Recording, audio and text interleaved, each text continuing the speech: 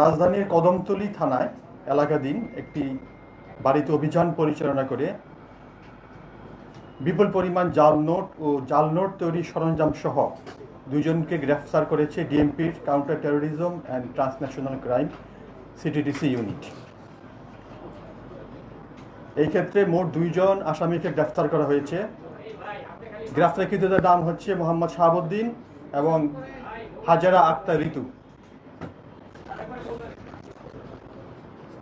মূলত গত 26শে জুলাই রবিবার দিবাগত রাত অর্থাৎ 27শে জুলাই রাত আনুমানিক 12:30 ঘটিকায় সিটিডিসির ট্রান্সন্যাশনাল ক্রাইম ডিভিশনের একটি টিম রাজধানীর কদমতলী এলাকায় অভিযান পরিচালনা করে আসামিদেরকে গ্রেফতার করা হয়। প্রিয় সাংবাদিকবৃন্দ, গোপন সংবাদের ভিত্তিতে 26শে জুলাই সিটিডিসির ট্রান্সন্যাশনাল ক্রাইম ডিভিশনের একটি টিম ডিএপির কদমতলী থানাধীন পলাশপুর গ্যাস রোডের 5 নম্বর গলিতে অবস্থিত একটি ভাড়া বাসায় এই বিশেষ অভিযানটি পরিচালনা করা হয়। অভিযানকালে হাতে নাতে জাল নোট প্রস্তুতের সঙ্গে জড়িত অবস্থায় দুজনকে গ্রেফতার করা হয়। এই সময় গ্রেফতারকৃতদের হেফাজত থেকে 2,58,000 টাকার জাল নোট, মূলত 500 টাকার নোট, একটি ল্যাপটপ, একটি কালার প্রিন্টার এবং জাল নোট তৈরিতে ব্যবহৃত বিশেষ ডিভাইস, ডাইস, বিশেষ রং, সিকিউরিটি থ্রেড যুক্ত কাগজ ইত্যাদি সরঞ্জামাদি এই অভিযানের সময় উদ্ধার করা হয়।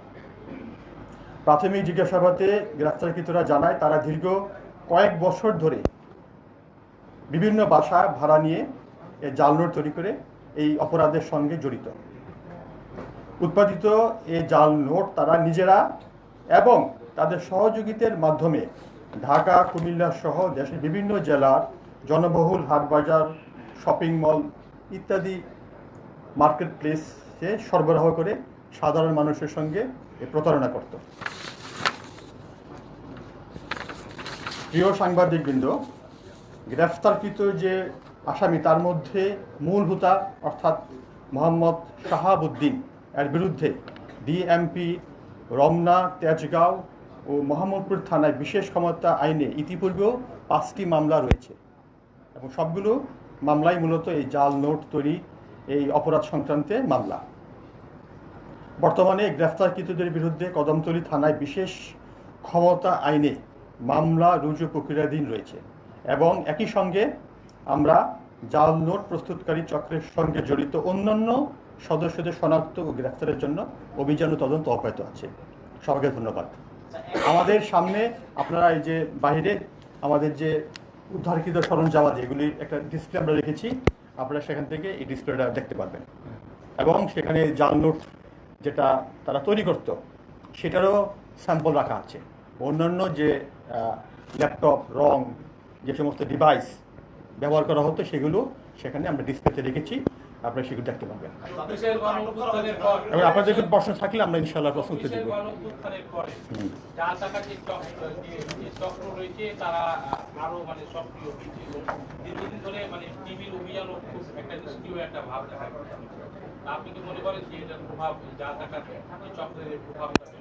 এছাড়া পার্শ্ববর্তী দেশ থেকে একটা বিপুল অঙ্কের জাল টাকা বাংলাদেশে ঢোকানো হচ্ছে এমন কিছু অভিযোগ আমরা বিভিন্ন সময় দেখেছি, বিভিন্ন টেলিভিশনে নিউজ করেছে।